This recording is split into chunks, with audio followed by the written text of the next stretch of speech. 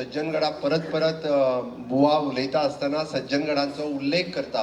म्हणजे स्वतः श्री समर्थ रामदास स्वामी हांच्या सानिध्यात सज्जनगडाचेर तांकां रावतात आणि तांचेच वाणींतल्यान ते उलयता म्हणपाक कांयच हरकत ना. खरोखरूच म्हणजे अप्रतिम वाणी. हांव पळयतालो की डे बाय डे आमी मंटप घातलेलो त्याच्या पेक्षा डबल मंटप आमकां फाटल्या 4 दिसांनी वाडोवचो पडलो. हाज्याच म्हणल्यान कळटा की येयल्लो मनीस हो परतूय येता आनी 4 जाणांक घेवन येता. हांव समेस्त सगळ्या भक्तगणांच्या वतीन आपलो खूप खूप आभार व्यक्त करतो की आपल्या वाणीने मंत्रमुग्ध झालेले सगळे भाविक या ठिकाणी गेले 8 दिवस 8 दिवस आपल्या मधुर वाणीने आपल्याला भागवत कथा आम्हाला समजावून सांगितली त्याबद्दल शतशः प्रणाम. वेदभूषण विकास गाडगे काका हे तसे आमचे पुरोहित असत. गेले 8 दीस तेय बी कंटिन्युअसली ह्या पुजा आरच्या हातूंतल्यान आमकां मार्गदर्शन करता. ते कंटिन्युअसली हांच्या सगळ्या हातूंतल्या आयोजनात तांचोय प्रमुख वांटो आसा. आणि हे सगळे आयोजन करपा खातीर वेदमूर्ती मनोज भांडणकर आणि तांचे सहकारी हे सगळे जाण ह्या कंटिन्युअसली 8 दिसाच्या कार्यक्रमांत आमच्या मुखार आसात. आमकां स्वादिश्ट अशें जे भोजन आणि बाकीचे सगळे करून दिवपी श्री मयुरेश तुपे आणि नोडा कॅटरर्स हांचेय बी आज तुम्ही वडा जो खाल्लो तो आमचे श्री मयुरेश तुपे हांच्यानी आपल्या प्रेमळ हातांतल्यान म्हणजे लोकांक पयले दीस वडा दिवपाक जाय आयजूय वडा दिवपाक जाय म्हणून तांच्यांनी खास करून हे दिल्ले. हांव तांचे खरोखरूच मना पासून आभार व्यक्त करता. बाकीचे साथीदार जे पूर्ण बुवांच्या बरोबर तांकां साथ दिताले म्हणजे तबला वादन आसतले पेटी वादन आसतलें आनी विशेष करून बासरी वादक आदित्य गोगटे हे मूळ नागपूरचे आणि ते खास करून म्हणजे अप्रतिम बासरी वादन तांच्यांनी केलें. त्या खातीर तांचेय बी खरोखर मनापासून हांव तांचें अभिनंदन करता. पुनक्तु सवीर्यं कर्वावहे तेजस्विनावधीतमस्तु मा विद्वेषावहे. ओम शांति शांति शांति. ओम पूर्णमदं पूर्णमिदं पूर्णात् पूर्णमुदच्यते पूर्णस्य पूर्णमादाय पूर्णमेवावशिष्यते. ओम शांति शांति. ओम भद्रं कर्मेण्यः शृणुयाम देवाः. परीक्षितीला भागवत सांगताय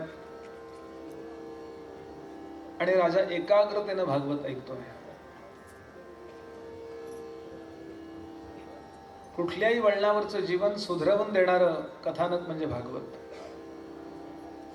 जीवनात समस्या आल्या असतील तर त्या समस्या दूर करणारं कथानक म्हणजे भागवत. समस्या येऊ नयेत म्हणून कसं वागावं आणि काय टाळावं हे सांगणारा ग्रंथ म्हणजे भागवत. समाजामध्ये एकमेकांच्यात निकोप असं स्वच्छ नातं ठेवायचा प्रयोग करणारं तत्वज्ञान ज्या ग्रंथात आलं तो ग्रंथ म्हणजे भागवत. मी चांगला वागेन आणि तरी स्पर्धेत टिकेन हे दोन्ही सामर्थ्य वाढवणारा ग्रंथ म्हणजे भागवत. थोडक्यात भागवत ते भागवत. कुठं ओक जीवन वाटत नाही. कुठली डिफिशियन्सी जर असेल तर ती पूर्ण करणारा ग्रंथ म्हणजे भागवत. संतांनी आपल्या जीवनामध्ये जे तत्वज्ञान आचरलं स्वतः तुकोबांनी हजारो पारायण भागवताची केली असा उल्लेख आहे भंडाऱ्यावर बसून. आणि तुकोबांचा काय उद्धार झालाय आपण पाहतोच. पहिल्या दिवशी बोललो होतो पण पुन्हा आवृत्ती करतो. समर्थ रामदास स्वामींनी रेफरन्स बुक्स म्हणून ज्या ग्रंथाची नावं दासबोधातल्या पहिल्या दशकातल्या पहिल्या समासामध्ये दिली आहेत त्यात भागवताचा क्रमांक आहे. भागवत हा नुसता कथांचा ग्रंथ नाही आहे. तो आपल्या जीवनातल्या व्यथा दूर करणारा ग्रंथ आहे. दृष्टिकोन जर आपण असा बनवून घेतला आणि प्रत्येक गोष्ट जर लावून घ्यायचा प्रयत्न केला तर आपल्याला लक्षात येतं ही गोष्ट साधी नाहीये. या गोष्टीचं जे मॉरल आहे ते फार उच्च दर्जाचं आहे. अशीच एक गोष्ट सुदामदेवाची गोष्ट. शुकदेव सांगतात कृष्णस्यासीत सखा कश्चित ब्राह्मणो ब्रह्मवित्तमः विरक्त इंद्रियार्थेषु प्रशांतात्मा जितेंद्रियः. साधा ब्राह्मण गरीब ब्राह्मण भक्त कृष्णांचा कृष्ण जिथे जातात त्या लोकांना वेळ लावतात, पण कृष्णांना सुद्धा ज्याचं स्मरण केल्याशिवाय दिवस जात नाही असा एक साधा भोळा भक्त. त्याचं विशेष काय होतं? विशेष त्याच्याजवळ काय होतं? तर त्याच्याजवळ विशेष काही नव्हतं, हेच त्याचं विशेष होतं.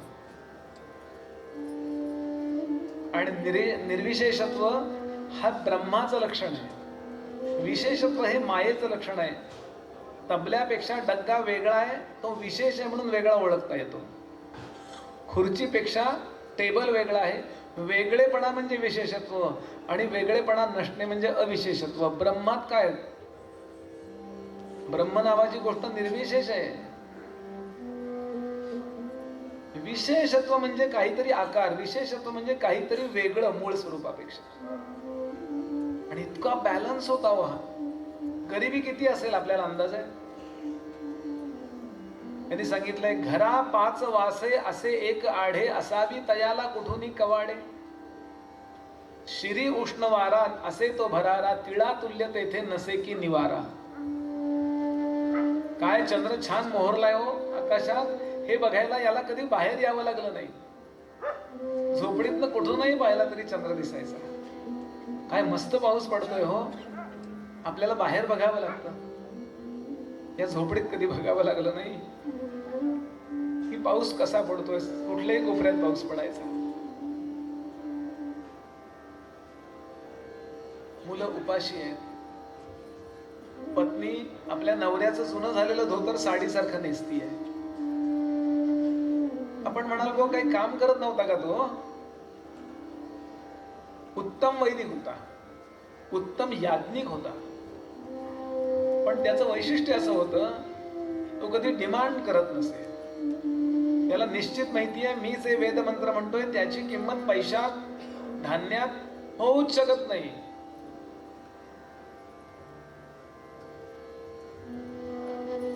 पांडुरंग शास्त्री आठवले कधीतरी वाचा, त्यांनी सांगितलेलं सुदामदेवाचं आख्यान. ते म्हणाले, आज सिंह विसरलाय, मी सिंह आहे. वसिष्ठ बोलायला लागले की राजा दशरथ अत्यंत आदरानं त्यांना सन्मान देत असे. रामाला पाठवायचं नव्हतं विश्वामित्रांबरोबर, पण वसिष्ठ बोलायला उभे राहिले, मी आज्ञा करतो, पाठवूया मुलाला विश्वामित्रांबरोबर. का? आपलं सिंहत्व जे आहे ना, तपश्चर्या हे आपलं सिंहत्व आहे. आणि असा तपश्चर्या करणारा ज्या घरी जायचा, काय उद्योग जो असेल, वास्तुशांत असेल, आपण जे घरी कार्यक्रम करतो तेच, ते इतके उत्तम करायचा की त्या यजमानाला फल मिळालंच पाहिजे. आज सकाळी यज्ञ झाला किंवा 5-7 दिवस डॉक्टर साहेबांच्या घरी अनुष्ठान झालं, काही लोक होते बघायला. किती सुंदर अनुष्ठान झालं बघा. आज खूप वर्षांनी मी असा यज्ञ पाहिला. थोडस काहीतरी करतात माणसं, एवढंस ताटली असते. त्यांच्याकडे काही कमी नाही, हा मुद्दा आहेच आहे, पण त्याही पेक्षा त्याचं नियोजन ज्या लोकांनी केलं ते किती परफेक्ट केलं. नैवेद्य अग्नीला अर्पण करताना अशी अशी ताटं होती हो काजूची. काय ते देव, प्रश्न त्या वस्तूचा नाहीये, प्रश्न त्या मागचं तुमची जी भावना आहे ना त्याचा आहे. धर्म संपेल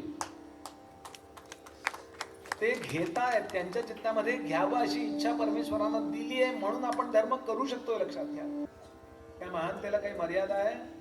पण सुदामदेवाकरता कसे आले ते आपण ऐकणार आहोत. दारामध्ये ती उभी आहे, कुडकुडत अशी. काहीतरी कोणीतरी विचारेल, कुणी विचारलं नाही हो. 2 तास एकाच दारात उभी आहे. एक सुंदर सुभाषित आहे, हे दारिद्र्यम नमस्तुभ्यम सिद्धोहम त्वत्प्रसादतः अहम पश्यति सर्वत्र नमाम पश्यति कश्चन.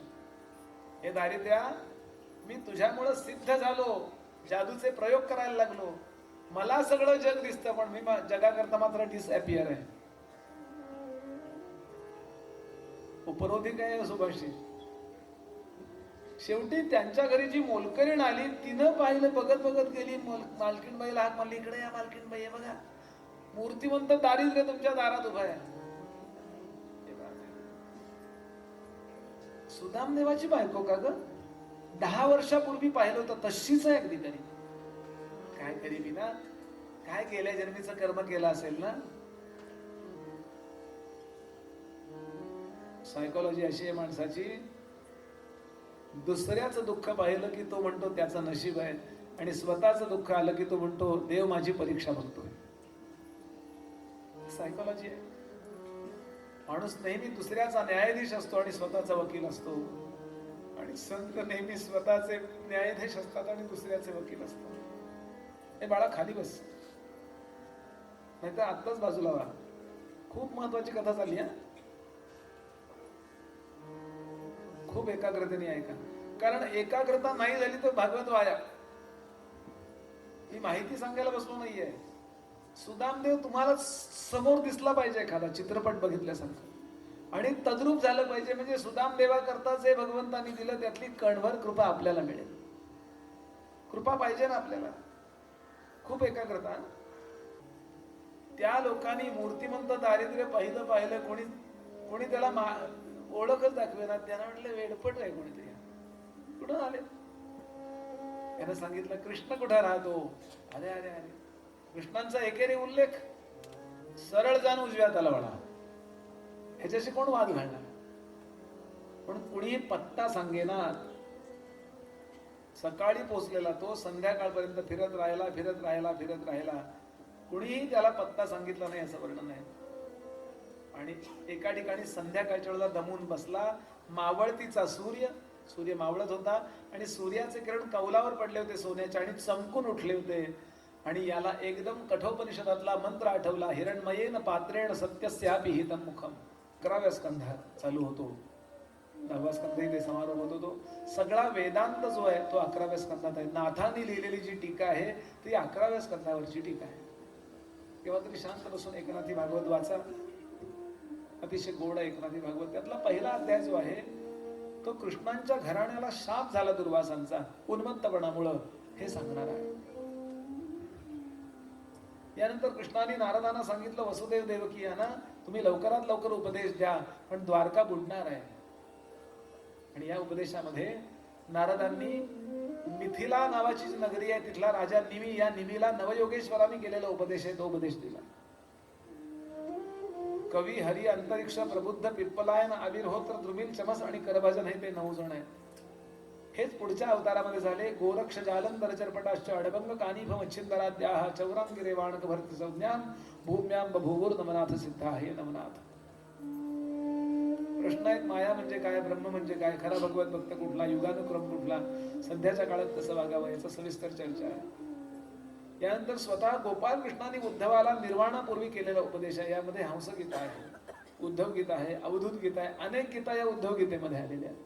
भगवान दत्तात्रयांचे जे 24 गुरु आहेत त्या 24 गुरूंचा उल्लेख इथे आहे. दत्तात्रय सुद्धा सांगतात यदूला, कृष्णांच्या पूर्वजाला, जो ज्याचा जयाचा घेतला गुण तो म्या गुरु केला जाण. सृष्टीसी आले सद्गुरुपण, सकळ सृष्टी माझा सद्गुरु भासे.